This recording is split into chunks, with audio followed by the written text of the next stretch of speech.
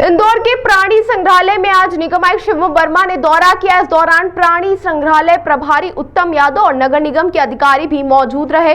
निगम आयुक्त ने प्राणी संग्रहालय की व्यवस्थाओं का निरीक्षण किया और अधिकारियों को आवश्यक दिशा निर्देश दिए। शिवम वर्मा ने प्राणी संग्रहालय की स्वच्छता, सुरक्षा और जानवरों के रखरखाव की व्यवस्थाओं का जायजा लिया। उन्होंने अधिकारियों को निर्देश दिए कि आगंतुकों के लिए बेहतर सुविधाएं प्रदान की जाए और जानवरों के लिए उचित व्यवस्था सुनिश्चित की जाए।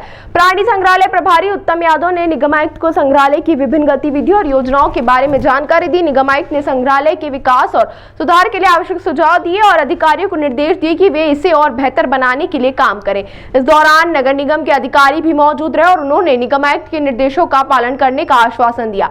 निगम आयुक्त ने कहा कि प्राणी संग्रहालय को और बेहतर बनाने के लिए निरंतर प्रयास किए जाएंगे और आगंतुकों के लिए बेहतर सुविधाएं प्रदान की जाएंगी। सर, आज कमिश्नर साहब ने दौरा किया था, किस तरीके का दौरा है और क्या जू के लिए नई सौगात मिलने वाली है?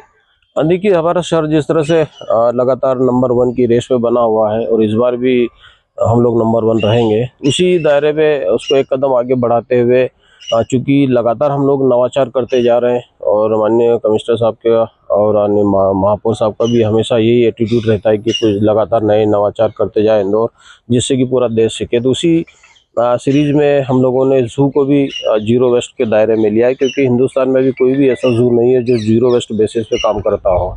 इंदौर जू एकमात्र ऐसा जू होगा जहां पर जीरो वेस्ट की कार्रवाई की जाएगी और यहाँ का कचरा हम लोग यहीं पर डिस्पोज ऑफ करेंगे, यहीं पर उसको प्रोसेस करेंगे और यहाँ से जो मैन्योर बनेगा, खाद बनेगा, उसका उपयोग हम लोग यहीं के बाग बगीचों में करेंगे। तो ये एक अपने आप में एक नया नवाचार होगा और जो एक दूसरे जू हिंदुस्तान के उनके लिए एक एग्जेम्पलरी होगा, उनके लिए एक उदाहरण होगा कि इस तरह का दूसरे जू भी कर सकते हैं। सर, कैसे जो है इस कचरे से खाद बनाई जाएगी? क्योंकि क्या है, क्योंकि जू में अलग अलग प्रकार का कचरा निकलेगा। जैसे कि अगर जू में ग्रीनरी भी बहुत है तो पत्ते पौधे जो है वो भी निकलेंगे। साथ ही जो पशु पक्षियों को आप खाना डालते हैं, मांस भी डालते हैं, तो उसका कैसे निष्पादन करेंगे? देखिए, जो एग्रीकल्चर वेस्ट जो रहेगा वो तो हम लोग जो एग्रीकल्चर वेस्ट की जो प्रोसेस है ना, कंपोस्टिंग रहेगी, वर्मी कंपोस्ट भी, उसको हम लोग उसको एक सीरीज में लेंगे जिसमें इस तरह का जो लेफ्ट ओवर फूड रहेगा जिसमें केंचुए उसको खाएंगे। उससे खाने के बाद जो खाद बनने की कार्रवाई शुरू होगी वो भी हम लोग यूनिट एस्टेब्लिश करेंगे। साथ ही साथ जो बायो केमिकल जो डाल के जो मैन्योर बनाते हैं, जो हमारा पेड़ पौधों पत्तियों का जो खाद बनेगा वो हम उस प्रोसेस के थ्रू करेंगे।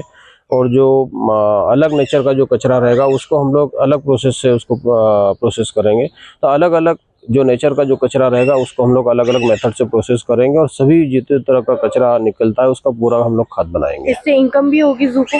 पहले देखिए, अभी तो हम लोग प्लान ये कर रहे हैं कि यहाँ का कचरा यहीं डिस्पोज ऑफ हो और यहाँ पर जितनी रिक्वायरमेंट है उसको हम लोग पहले फुलफिल करें हमारे जू में, क्योंकि हमारे जू में भी खेती का दायरा भी काफ़ी बड़ा है, बाग बगीचे भी काफ़ी लंबे चौड़े हैं, तो वहाँ पर उपयोग होगा।